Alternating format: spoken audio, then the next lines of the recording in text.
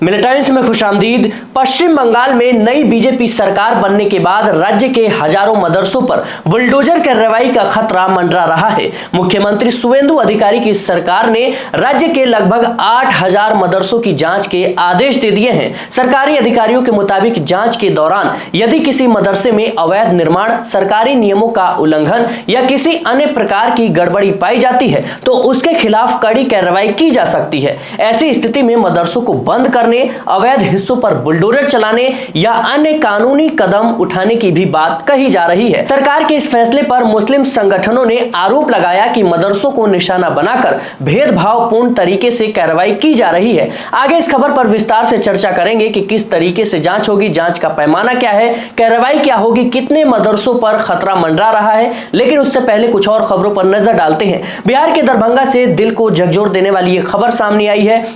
यहां एक मदरसे से भागे 4 नाबालिग बच्चों के पैरों में लोहे की जंजीरें और ताले लगे हुए मिले। इन बच्चों ने मौलाना कादिर पर बंधक बनाकर रखने, प्रताड़ित करने और बेरहमी से मारपीट करने का आरोप लगाया है। बच्चों के आरोपों के बाद पुलिस ने मामले की जांच शुरू कर दी है। वहीं दूसरी ओर उत्तर प्रदेश के काशी रेलवे स्टेशन के नजदीक स्थित लगभग 1000 साल पुरानी गंज शहीदा मस्जिद का मामला भी चर्चा में है। इस मुद्दे पर पाकिस्तान के राष्ट्रपति आसिफ अली जरदारी ने प्रतिक्रिया देते हुए कहा कि 1000 साल पुरानी इस मस्जिद को नहीं तोड़ा जाना चाहिए और भारत में मस्जिदों के खिलाफ हो रही कार्रवाई को तुरंत रोका जाना चाहिए। पाकिस्तान की ओर से आए इस बयान पर भारत ने भी जवाब दिया। क्या जवाब दिया, ये तीनों खबरों पर विस्तार से चर्चा करते हैं। सबसे पहली खबर पश्चिम बंगाल में मदरसों को लेकर है। पश्चिम बंगाल में बीजेपी सरकार आने के बाद मदरसों पर बुलडोजर एक्शन का खतरा मंडरा रहा है। मुख्यमंत्री शुवेंदु अधिकारी की सरकार ने राज्य के लगभग 8000 मदरसों की जांच के आदेश दे दिए हैं। सरकार का कहना है कि यह जांच नियमों के पालन और सुरक्षा से जुड़े मामलों को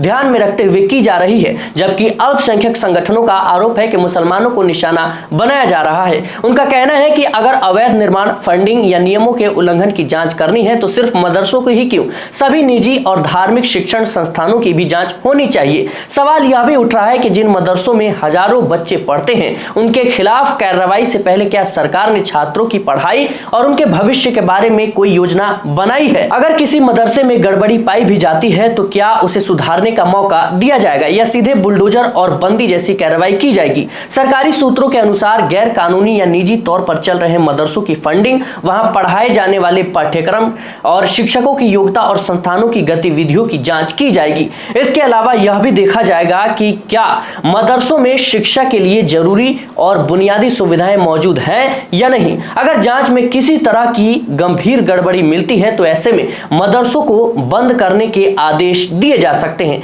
यानी सीधे तौर पर कहें कि मदरसों के खिलाफ कानूनी कार्रवाई, कड़ी कार्रवाई की जा सकती है। यदि कोई मदरसा अवैध कब्जे वाली जमीन पर बना पाया जाता है तो उसके खिलाफ बुलडोजर कार्रवाई भी हो सकती है। पश्चिम बंगाल सरकार का कहना है कि पिछली सरकारों ने मदरसों से जुड़ी पूरी जानकारी कभी व्यवस्थित तरीके से नहीं जुटाई थी। एक अधिकारी के मुताबिक यह एक संवेदनशील मामला है और जांच पूरी होने से पहले ज्यादा जानकारी सार्वजनिक नहीं की जा सकती। यानी अधिकारी ने नहीं बताया कि आखिर ये जांच क्यों की जा रही है और किस मामले को लेकर की जा रही है। हालांकि उन्होंने यह भी कहा कि अगर किसी मदरसे में विदेशी फंडिंग, गैर कानूनी गतिविधियों या अन्य गंभीर अनियमितताओं के प्रमाण मिलते हैं तो सरकार कार्रवाई करने में कोई हिचकिचाहट नहीं करेगी। बताया जा रहा है कि 5 जून को राज्य सरकार ने जिला अधिकारियों को संदिग्ध या जांच के दायरे में आने वाले मदरसों की सूची भेजी थी और 5 जुलाई तक रिपोर्ट मांगी गई है। जैसे यह रिपोर्ट सरकार को मिलेगी उसके आधार पर आगे की कार्रवाई तय की जाएगी। सूत्रों का यह भी कहना है कि मदरसों की फंडिंग और गतिविधियों की गहराई से जांच के लिए एक विशेष जांच दल यानी एसआईटी का भी गठन किया जा सकता है। राज्य में ऐसे लगभग 8000 मदरसों का भविष्य फिलहाल अनिश्चित माना जा रहा है। बता दें कि इसके अलावा बिहार के दरभंगा जिले से एक बेहद हैरान कर देने वाला मामला सामने आया है। यहाँ के सिनुआरा गांव में 4 नाबालिग बच्चे मदरसे से भागकर पहुंचे जिनके पैरों में लोहे की जंजीरें और ताले लगे हुए मिले। बताया जा रहा है कि ये बच्चे मदरसा सैफुल उलूम में पढ़ते थे। बच्चों ने आरोप लगाया कि मदरसे के संचालक मौलाना कादिर उन्हें बंधक बनाकर रखते थे, छोटी छोटी बातों पर प्रताड़ित करते थे और उन्हें बेरहमी से मारपीट उनके साथ करते थे। बच्चों का यह भी कहना है कि उन्हें आजादी से आने जाने की अनुमति भी नहीं थी और उनके साथ अमानवीय व्यवहार किया जाता था। सूचना मिलने के बाद पुलिस और चाइल्ड लाइन की टीम मौके पर पहुंची। सभी बच्चों को सुरक्षित हिरासत में लेकर उनका मेडिकल परीक्षण कराया गया और बाद में उन्हें बाल गृह भेज दिया गया है। बता दें कि इस मामले में मौलाना कादिर के खिलाफ FIR दर्ज कर ली गई है। इस घटना के सामने आने के बाद बच्चों की सुरक्षा और शैक्षणिक संस्थानों में उनके साथ होने वाले व्यवहार को लेकर कई गंभीर सवाल खड़े हो गए हैं। इसी बीच वाराणसी की 1000 साल पुरानी गंज शहीदा मस्जिद मामले में पाकिस्तान की भी एंट्री हो गई है। पाकिस्तानी राष्ट्रपति आसिफ अली जरदारी के ऑफिस के एक्स अकाउंट से एक ट्वीट किया गया है। इसमें लिखा गया कि लगभग 1000 साल पुरानी मस्जिद गंज शहीदा को ना तोड़ा जाए, भारत में मस्जिदों पर हो रही कार्रवाई को रोका जाए। यानी पाकिस्तान ने मांग की कि इस पुरानी मस्जिद पर बुलडोजर ना चलाया जाए। इस पोस्ट का जवाब देते हुए भारतीय विदेश मंत्रालय ने कहा कि पाकिस्तान को भारत के आंतरिक मामलों में दखल देने या टिप्पणी करने का कोई कानूनी या नैतिक अधिकार नहीं है। इसके साथ ही अंजुमन इंतजामिया मसाजिद कमेटी के ज्वाइंट सेक्रेटरी SM यासीन ने जवाब दिया। बता दें कि उन्होंने कहा कि पाकिस्तान पहले अपनी मस्जिदों की हिफाजत करे जहां हमेशा बमबारी होती है और बेगुनाह लोग मारे जाते हैं। आपको बता दें दर्शकों कि काशी रेलवे स्टेशन को मॉडल स्टेशन के रूप में विकसित करने के नाम पर रेलवे प्रशासन ने मुख्य प्रवेश द्वार के पास स्थित करीब 1000 साल पुरानी मस्जिद गंज शहीदा को खाली करने का नोटिस चस्पा किया है। प्रशासन का कहना है कि यह मस्जिद विकास कार्यों में बाधा बन रही है। रेलवे के अनुसार इस जमीन से जुड़ा मुकदमा सिविल कोर्ट द्वारा पहले ही खारिज किया जा चुका है। वहीं ज्ञानवापी मस्जिद की देखरेख करने वाली अंजुमन इंतजामिया मसाजिद कमेटी ने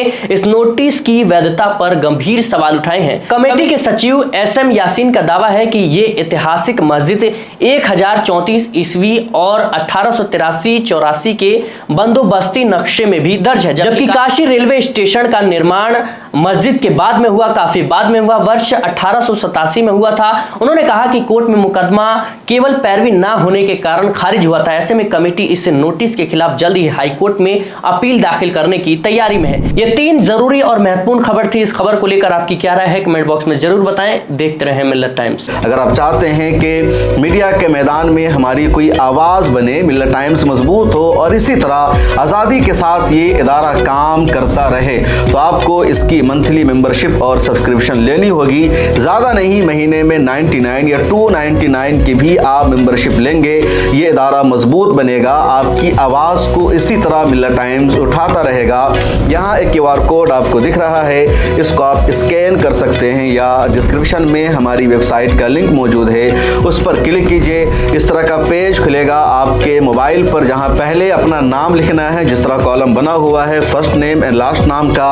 उसके बाद फोन नंबर आपको लिखना है, उसके नीचे ईमेल ID आपको अपनी डालनी है, उसके नीचे आई डिक्लेयर लिखा हुआ है जहां आपको टिक कर देना है। नीचे आ जाएंगे, पे नाउ का बटन मौजूद है, जैसे ही आप क्लिक करेंगे UPI एप्लीकेशन खुल जाएगा, खा गूगल पे हो, फोन पे हो, पेटीएम हो या कुछ और हो, और वहां से आगे जो पेमेंट का प्रोसेस है उसको कंप्लीट करना है। इस तरह आप मिल्लत टाइम्स के मेंबर और सब्सक्राइबर बन जाएंगे।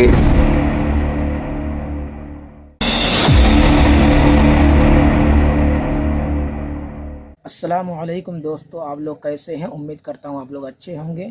हमें आप लोग सपोर्ट कीजिए, चैनल को सब्सक्राइब कीजिए, वीडियो को लाइक शेयर कर दीजिए और हमें इसी तरह प्यार देते रहें। अस्सलामुअलैकुम।